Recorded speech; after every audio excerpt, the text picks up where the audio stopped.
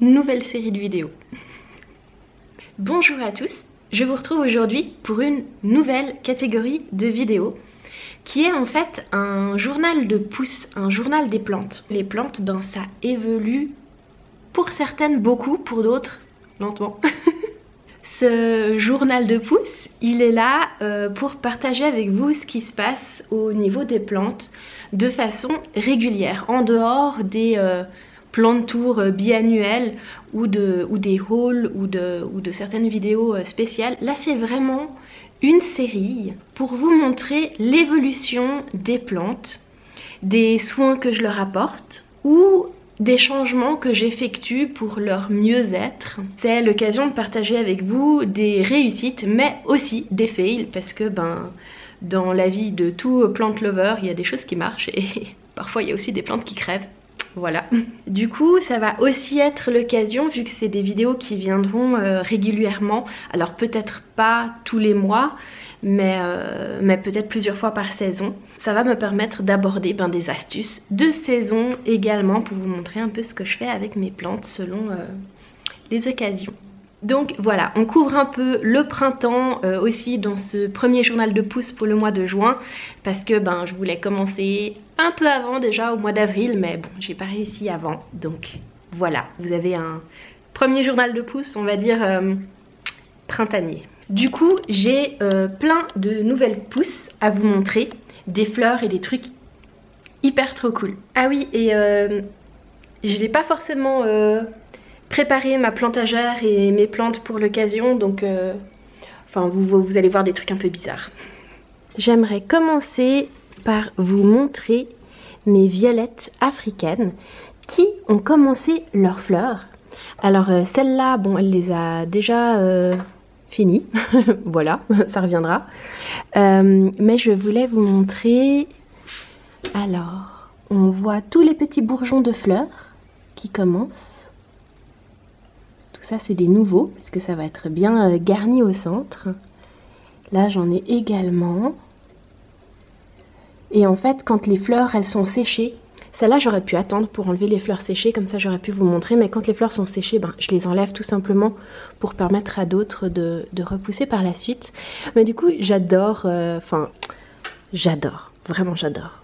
Toujours dans les fleurs, là je suis désolée, on l'a juste loupé. En fait j'ai vu l'autre jour qu'il y avait eu une floraison et en fait je l'ai loupé, je ne l'ai juste pas vue tellement la fleur était discrète. C'est ma Maranta et en fait j'ai une copine qui vient justement de m'envoyer une photo de sa Maranta en fleur et la fleur elle est violette, c'est trop mignon. J'espère que la prochaine je la louperai pas. Les misères ont bien poussé, j'ai fait des boutures que je vous montrerai tout à l'heure.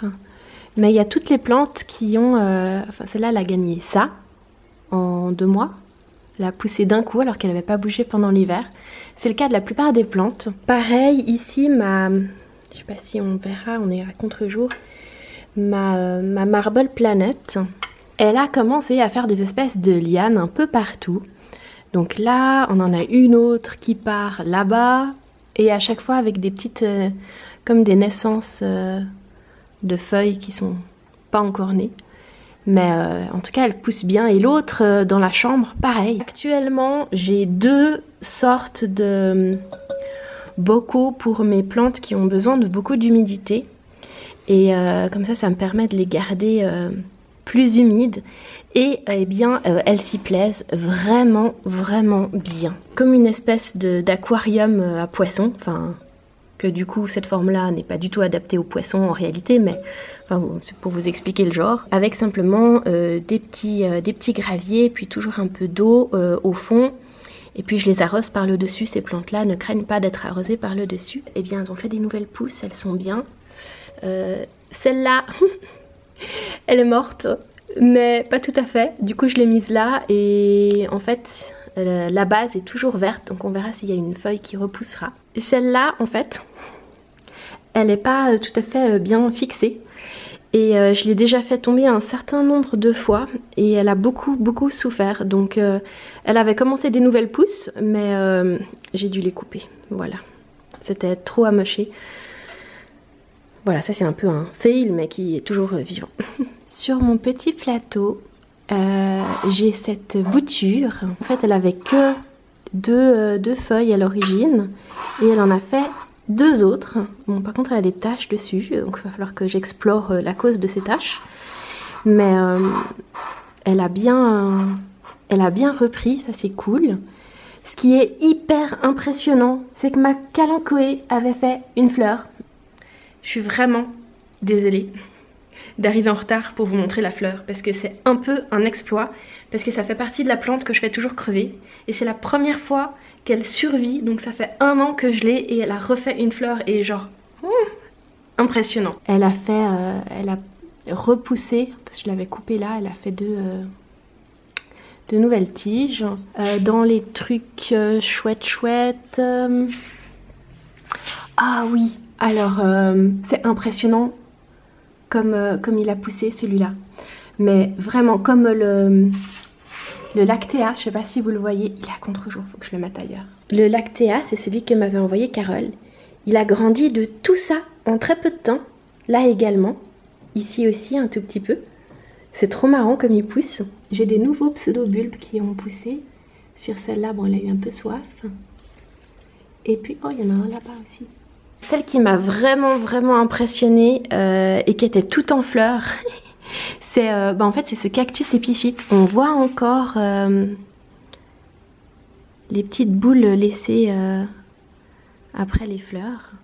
Et c'était incroyable de la voir en fleurs. Je vous mettrai des petites images, c'est des petites fleurs blanches, trop mignonnes. Et c'est un sauvetage et je m'attendais vraiment pas qu'ils fleurissent aussi vite. Ça m'a impressionnée. Et il fait des nouvelles pousses.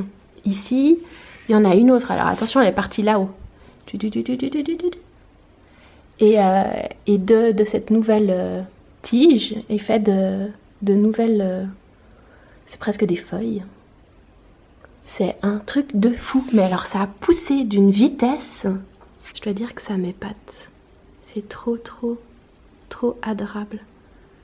J'ai un bébé également, un bouturage de lui que j'ai fait il y a quelques mois, qui lui également est en train de faire de nouvelles tiges, mais j'adore. Dans les trucs chelous qui se sont passés au printemps, j'ai mes cactus de Noël qui ont refait genre une fleur isolée chacun. C'était vraiment très bizarre, mais voilà, du coup là il se passe pas grand chose chez eux pour le moment, alors que dans les boutures il y a des nouvelles pousses. Donc dans mon coin bouture que j'ai un peu organisé différemment, mes boutures de cactus de Noël et cactus de Pâques ont fait des nouvelles pousses. Ici en fait c'est une petite expérience. Ça c'est le genre de choses que je vous montre pas quand je fais des tours forcément. Ça vous le voyez en fait. Hop. C'est un oiseau de paradis, des graines d'oiseau de paradis que j'ai plantées dans une récupération de restaurant chinois, voilà. Oh, et dans les expériences choupinettes, ici c'est ma petite sœur avec des trucs hyper trop cool. Alors, ça et ça, c'est de l'échange de boutures de Hoya. Et toutes les autres, ce sont de la reproduction de violettes africaines. Et vous voyez là, c'est des bébés violettes africaines. Là et là. Là, je me demande s'il n'y en a pas 2 qui poussent. Là, une. On verra comment les autres prennent. J'ai expérimenté plusieurs façons de faire. Et... moucheron. Ah, Plant Life. Oh, là aussi, il a un petit bébé. Oh, faut que je vous le montre. Donc, alors, est-ce qu'on voit? Voilà. Donc, j'ai expérimenté plusieurs façons de faire. Regardez, là, il y en a une toute petite qui commence aussi. C'est trop mignon. Donc, j'ai expérimenté plusieurs façons de faire et je crois que j'ai vraiment trouvé celle qui marchait le mieux. Quand je compare, il n'y a pas photo. Donc, une fois que je serai bien sûre de ma méthode, je peux peut-être vous en parler en vidéo, enfin, si c'est quelque chose qui vous intéresse. Hop. Les petits bébés de la saison. Dans la catégorie bébé, j'ai une dernière chose à vous montrer ici avant de passer à ailleurs que la plantagère. Je vous présente des boutures de peperomia. Et c'est trop chou. Parce que la feuille de peperomia, elle a fait une nouvelle peperomia à la base. Et l'autre, pareil. C'est tellement trop chou, faut que je les plante. Je suis très en retard pour les planter, mais d'ailleurs, il faut que je rajoute de l'eau dedans. Je suis très en retard pour les planter. Mais bon, en attendant, elles ont de l'eau, elles survivent. À côté, j'en ai une également. Et oh, elle est en train de commencer une feuille. Attendez. Il y a ses racines et un bébé qui est en train de se faire. Oh, c'est tellement magique. Oula, ça c'est une longue racine. Faire les choses avec une main. J'ai cassé la racine. Mais il en reste d'autres, donc je pense que ça devrait être bon. Ça c'est l'autre bocal. Elle se porte vraiment super bien dedans. Ça, je sais pas si vous en avez déjà vu la vidéo ou pas. Si jamais, je vous la mettrai en lien. Et mes boutures de... Je vais les mettre ailleurs. Hop. Ces boutures-là de misère, elles se portent super bien. Elles ont bien fait des racines. Et va falloir que je les plante. Mais je trouve juste que ça donne tellement bien que j'ai envie d'y laisser comme ça. Et il faut aussi que je vous montre ce que je me suis offert pour mon anniversaire. Oui, j'ai mon potos néon. Et en fait, vu que j'ai pas acheté dernièrement beaucoup de plantes, je vais pas faire un haul pour vous les présenter. Du coup, c'est l'occasion parfaite pour vous le montrer. Et je suis trop contente. Ah, ça faisait tellement longtemps que je voulais mon potos néon. Ça va être l'occasion pour moi de vous montrer la différence entre un pothos et un philodendron. Parce qu'on m'a posé la question et du coup, vu que j'ai les deux, je vais vous montrer. Je vous présente mon philodendron Brésil, enfin vous le connaissez peut-être déjà, qui a fait, une jolie nouvelle pousse. Enfin, il a bien évolué, fait des nouvelles feuilles. Et en fait, là-dessus, c'est parfait pour vous montrer la différence entre pothos et philodendron. Parce qu'en fait, le philodendron, lui, quand il fait une nouvelle feuille, où c'est que je peux vous montrer? Je suis pas très stable là, j'espère que ça bouge pas. Oh, je vais la prendre pour la poser sur la table, ça sera plus simple. Donc, bon, alors par contre, il a pris la poussière, faudrait que je vais le passer un coup sous l'eau, celui-là. Donc le philodendron, quand il fait une feuille, à la base de la feuille, il y a toujours cette petite pellicule sèche. À chaque croisement entre la tige et la feuille, j'ai pas le vocabulaire exact, mais vous avez cette espèce de morceaux séchés. Ça, c'est typique du philodendron, qui peut ressembler à un pothos, mais qui du coup n'en est pas. Ici, on le voit bien, on a la nouvelle feuille qui sort de cette pellicule qui sèche. Et c'est pour ça qu'on peut en retrouver un peu partout sur la plante de ces pellicules sèches. Ça, c'est typique philodendron, parce que le pothos, lui, c'est pas du tout comme ça qu'il grandit. Le pothos, lui, sur sa tige, il a une feuille, et c'est de cette feuille que va naître la suivante. Et on n'a pas du tout de morceaux secs. Vous voyez, là, on a ici la nouvelle feuille qui sort. Mais il n'y a pas de pellicule restante sèche. C'était pas du tout prévu que je vous l'explique. Du coup, je vous l'ai expliqué un peu à l'arrache et pas du tout avec le vocabulaire adéquat. Si des experts passent par là, n'hésitez pas à me laisser les termes exacts en commentaire, hein, parce que petite pellicule, tout ça, je suis pas sûre que ce soit les termes. Mais en tout cas, j'espère que visuellement, vous saurez faire la différence entre un philodendron et un pothos. Donc voici la bouture de mon épiphyte. Et il a fait aussi une nouvelle pousse depuis la base. Il y a eu tellement de nouvelles pousses ce printemps. J'adore voir comment les plantes elles évoluent. Et en fait, je trouve ça magique. J'ai une bouture ici de ma Monstera. Donc j'ai bouturé ma Monstera au passage, voilà. Passons aux autres pièces. J'ai changé le pot de ma Monstera, j'ai pris beaucoup plus grand parce qu'elle était très serrée, dans tous les sens. Une fois en pleine nuit, j'entends un bruit de feuilles, genre jungle, bouger. Et la voix de chérie qui fait: Chérie, je me suis pris une plante. Plant life. Plant lovers life. Un pot en terre cuite, mais vu qu'elle est sur un meuble en bois, j'ai utilisé une coupelle en plastique. J'avais vu ça chez quelqu'un, j'avais trouvé hyper pratique. Donc là, et elle fait plein de nouvelles petites pousses un peu partout. Donc voilà, il se passe quelque chose en tout cas. Ma calathea est toujours vivante. Parce que j'étais pas sûre niveau humidité que ça joue, et puis ça va pas mal. Ça va pas mal du tout. Alors elle a quelques petits endroits bruns, mais ça je pense que c'est à cause des plis, comme elle était emballée quand je l'ai achetée. Là on voit où il y avait des plis. Mais en soi elle va plutôt pas mal, et elle refait des nouvelles. Elle est où? Je l'ai vue tout à l'heure. Ah voilà! Elle fait des nouvelles feuilles et c'est juste trop chou comme elles arrivent enroulées. C'est trop mignon comme elles arrivent comme ça, enroulées, et elles se déroulent. Je trouve ça excellent. J'étais vraiment hyper contente de découvrir cette nouvelle pousse.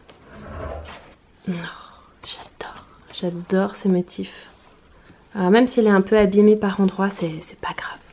Et du coup, elle, tous les jours, j'utilise, j'avais reçu le pulvérisateur Technoma, et du coup, tous les jours, et même plusieurs fois par jour, je viens la vaporiser comme ça, et ça lui va vraiment bien. Elle est belle, non? Oh, j'adore, elle est trop belle. Donc mon autre Marble Planet, oh, regardez comme elle est trop belle. Non mais moi je suis en amour devant mes plantes, mais voilà. Donc cette autre Marble Planet, elle commence aussi à s'étendre un peu. Et la fleur de lune, alors celle-là, je voulais absolument vous la montrer. Parce qu'en fait, elle se plaît hyper bien, j'ai l'impression ici. Mais vraiment hyper bien. Ici, il n'y a pas de soleil direct. Donc elle est mi-ombre, elle a quand même un peu de lumière. Mais c'est pas un endroit hyper lumineux non plus. Elle avait brûlé un tout petit peu à cause du soleil quand elle était côté plantagère, et là toutes les nouvelles feuilles se portent super bien. Je l'ai passée dans la douche tout à l'heure, elle a encore quelques gouttes pour enlever, parce que j'avais plein de... En fait elle avait fait des fleurs, celles-là elles ont séché, donc au printemps. Très peu de temps après que je l'ai déplacée, elle m'a fait des nouvelles pousses, des nouvelles fleurs. Alors est-ce que c'est parce que c'était le printemps, ou parce qu'elle était vraiment contente d'être déplacée, ou un mélange des deux? Mais donc il y avait plein de pollen qui étaient tombés sur les feuilles. Donc je lui ai donné une petite douche. Et alors j'ai laissé ces deux fleurs sécher pour vous montrer comment je les enlève. Elle est déjà en train de faire une nouvelle ici. J'adore. Elle m'en a déjà fait 3 je crois. Et 4, 5... et elle continue. Donc les fleurs séchées, si vraiment visuellement ça vous dérange quand elles commencent à faner, vous pouvez les couper. Mais moi j'aime bien attendre qu'elles soient bien sèches, que toute l'espèce de tige soit sèche. Comme ça après j'ai plus qu'à la tirer. Hop. Et comme ça, je peux tout simplement la jeter, et j'ai rien eu besoin de couper, et il ne reste pas de morceaux secs dans la plante. Je vais vous la montrer avec l'autre encore une fois. Donc en fait je la prends et je la tire, et si j'arrive pas comme ça, je fais un petit coup sec, hop, et je l'enlève. Et comme ça je peux les mettre au compost. Par contre je pense qu'elle est un peu serrée dans son pot. En termes de réserve d'eau, quand j'arrose les racines, elles pompent immédiatement. La terre reste pas vraiment humide, enfin il n'y a pas vraiment de réserve d'eau. Du coup je me demande s'il faudrait pas soit que je la divise ou que je la rempote. Je me pose la question, donc on verra. Avant que j'oublie, il y a quelque chose que je vous avais pas montré dans la cuisine. Je me souviens pas si je vous les ai montrés pendant mon plant tour ou mon bouture tour. Mais j'ai fait une petite expérience. J'ai fait des bébés Sansevieria. J'ai coupé des morceaux de feuilles de Sansevieria qui étaient abîmés. Et Alors là, vous voyez les pointes. Je les ai coupées, mises dans un fond d'eau et elles ont fait plein de racines. Même les feuilles qui étaient abîmées, elles ont fait des racines. Elles sont marrantes, ces petites racines oranges. Et j'ai également des morceaux comme ça qui ont, pareil, fait des racines. Donc c'est trop bien. Certaines sont plus récentes que d'autres, hein, parce que quand j'ai vu que ça a marché, j'en ai fait d'autres. J'ai trouvé ça trop cool. Quand vous faites des bébés Sansevieria, en fait que vous prenez une feuille de Sansevieria, je vais vous montrer sur une des miennes pour vous expliquer ça mieux visuellement. Techniquement, je pourrais gentiment les replanter là, mais bon, enfin, c'est comme à peu près plein de choses que je fais traîner. Donc, admettons que je veuille reproduire cette Sansevieria là. Ah, d'ailleurs, elle est en train de faire une nouvelle feuille, c'est mignon. Donc voilà comment je m'y suis pris. J'ai coupé une feuille de Sansevieria à la base et ensuite la feuille en elle-même, je l'ai coupée en segments et j'ai mis toujours le bas du segment dans l'eau pour qu'il fasse des racines. Donc techniquement, les hauts étaient toujours effectivement en haut par rapport au bas. Je sais pas si ça a du sens, dites-moi si c'est clair. Mais du coup, le segment du milieu, par exemple, eh bien, le haut du segment, c'était celui qui était à l'air, et le bas du segment, c'était celui qui était dans l'eau. Comme ça, il y avait quand même toujours un up and down, toujours un sens, et en fait, quasiment toutes mes boutures de Sansevieria ont marché, donc c'est trop bien. Et après, il y a carrément des nouvelles feuilles qui vont pousser à la base. C'est pas la feuille qui grandit, la feuille, elle restera toujours amputée, coupée, telle qu'elle. C'est pour ça qu'en fait, j'ai surtout gardé les pointes, parce que je me disais après ça fait plus joli dans un pot. Si je les rempote toutes dans des petits pots et puis qu'elles font des nouvelles pour offrir, c'est quand même plus joli. Enfin voilà. Mon bégonia, je vous l'avais montré dans mon dernier haul plante. Je sais plus de quand il date. Il est toujours en fleurs. Alors ça fait beaucoup de chenilles par terre. Donc là on a passé l'aspirateur donc on ne le voit pas. Mais il y a constamment des petites fleurs roses qui tombent par terre et des nouvelles qui poussent. Donc très jolie mais salissant. Je crois que celle-là, mais je vais pouvoir tellement la bouturer régulièrement parce que elle pousse, elle pousse. Elle fait des nouvelles feuilles de partout. J'ai eu un petit incident avec mon arbre de jade. C'est qu'il a basculé dans son pot. Et en fait je crois que les racines n'ont pas pris bien au fond du pot. Et du coup en fait il a basculé dans son pot, donc là il tient sur le rebord du pot, il faut absolument que je le rempote.